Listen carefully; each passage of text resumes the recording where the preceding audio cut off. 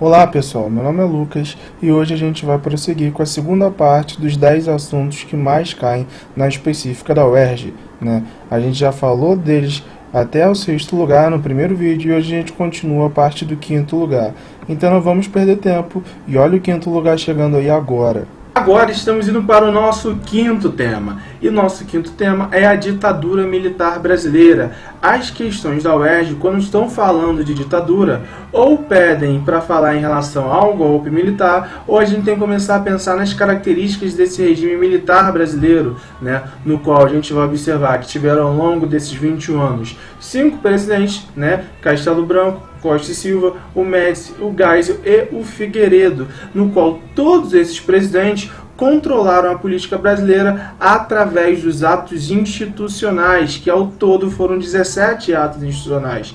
Entre esses 17 atos, tiveram 5 mais importantes. Eu vou falar 2 aqui. O AI-2, que instituiu o bipartidarismo no Brasil, no qual só teria parte daquele momento a Arena, que era o partido do governo, e o MDB, o Movimento Democrático Brasileiro, que era um partido de uma oposição, mas uma oposição consentida, e o AI-5, aquele ato que eu não vou precisar nem falar o que ele dizia, né, que é o pior de todos os atos institucionais. Então, a prova, ela geralmente pede para abordar essas características. E aí é o seguinte, aquele modelo de desenvolvimento econômico no qual ele crescia a economia do Brasil, milagre econômico, mas ao mesmo tempo a população não via isso sendo revertido para a sua vida. Então ele sempre tenta trabalhar com essas contradições que a ditadura militar ela trouxe para a história do país naquele momento. Ao mesmo tempo que cresce, a desigualdade social ela também vai crescer junto.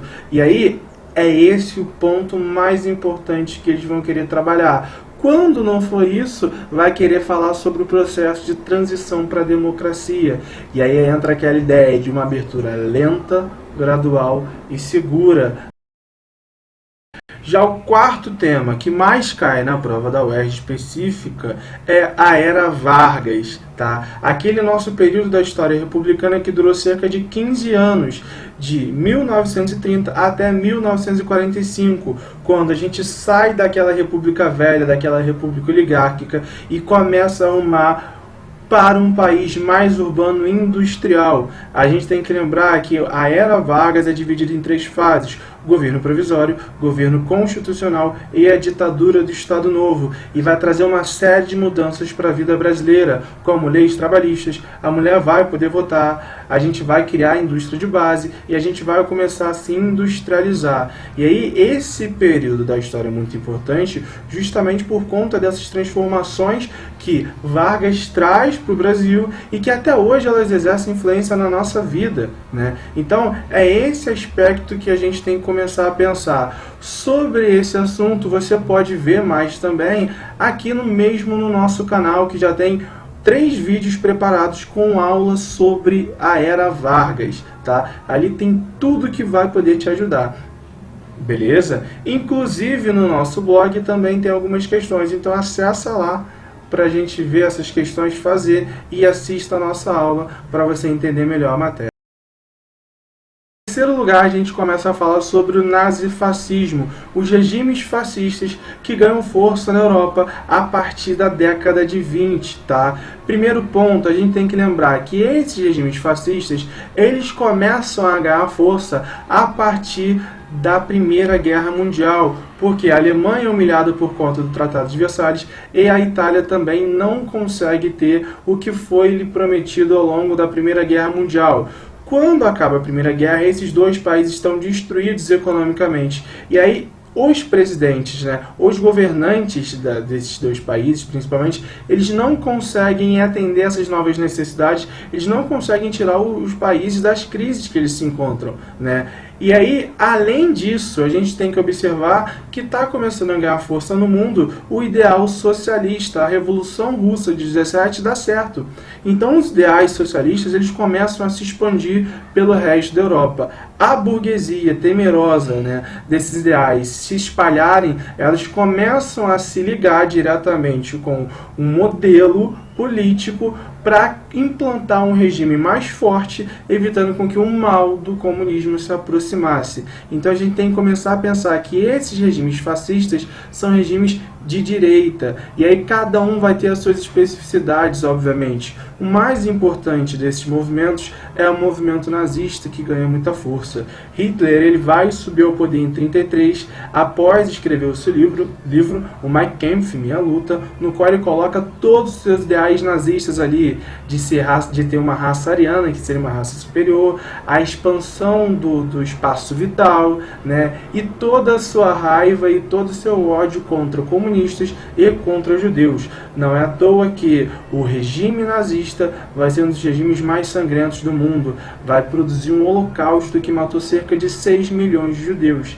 Então, essas questões é que vocês têm que começar a pensar sobre o modelo nazi-fascista. E, sem dúvida alguma, pensar como que hoje em dia esses regimes neonazistas, esses regimes neofascistas estão voltando. E aí vocês têm que lembrar que é principalmente por conta, né, da crise econômica, por conta das ondas de imigração que ocorrem no mundo. Já o nosso segundo lugar, nossa medalha de prata, vai para as grandes navegações, tá? Aquelas que vão ocorrer ali no iníciozinho do século XV, né? E tem como pioneiro Portugal.